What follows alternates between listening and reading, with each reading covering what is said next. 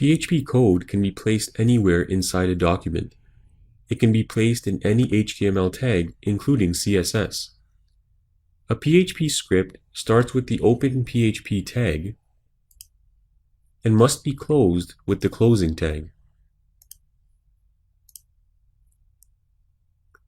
In this PHP tag, we have an echo statement.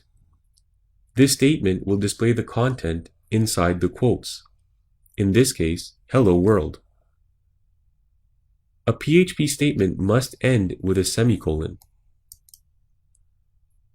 We've also embedded an HTML tag, the HR tag, inside the echo statement.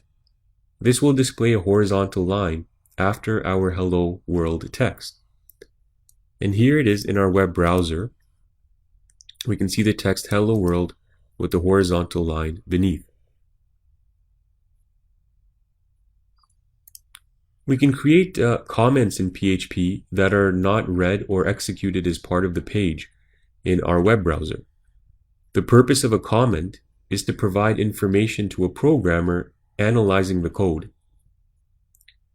Comments are very important in PHP because scripts can become lengthy and complicated, especially to someone who's trying to understand the functions or arithmetic that you've coded. In this example, we've illustrated 3 different formats for creating comments. The double slash and number sign can be used for single-line comments. We can create multi-line comments using the slash and asterisk combination.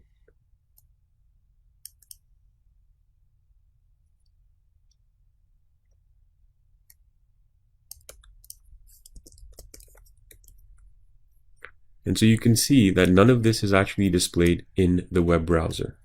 It's only for somebody interpreting the code. We can insert comments inside arithmetic to leave out parts of a code line, as shown here. We have the equation x is equal to 10 plus 5 plus 20. As you can see, 5 has been commented out. So the result of this equation will be 30, as seen in our web browser, because we're only adding 10 plus 20. For now, don't worry about variable declaration. We'll be covering that independently in another lesson. PHP is not case sensitive when dealing with classes and functions such as an if statement, else statements, while, and echo statements.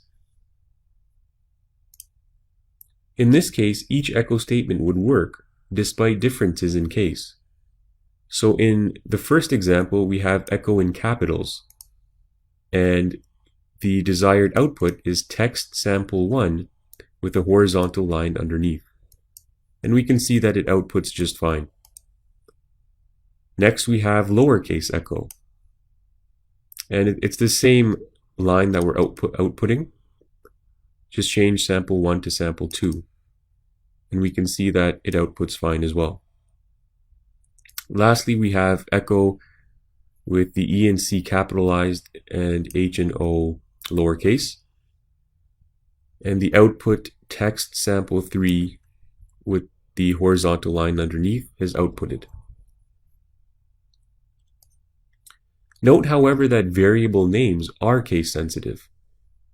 In this example, we have a variable named car which contains the value Volvo. We then have 3 echo statements, each time changing the case of the variable output car.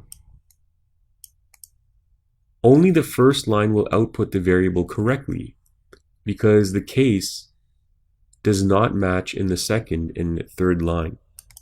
So we can see here in the first line, the variable to be outputted matches the case of the variable itself, and so it outputs correctly, my car is a Volvo.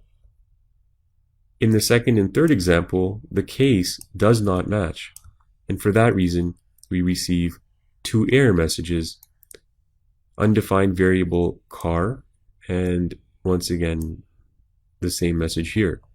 Notice that the case is incorrect. And that's why we get those messages. If you're unable to see error messages, you'll need to do the following. Click on your WAMP or MAMP icon. Go to the PHP menu. Select PHP settings. And make sure there's a check mark next to display errors. If that's not there, then you will not see error messages in your web browser.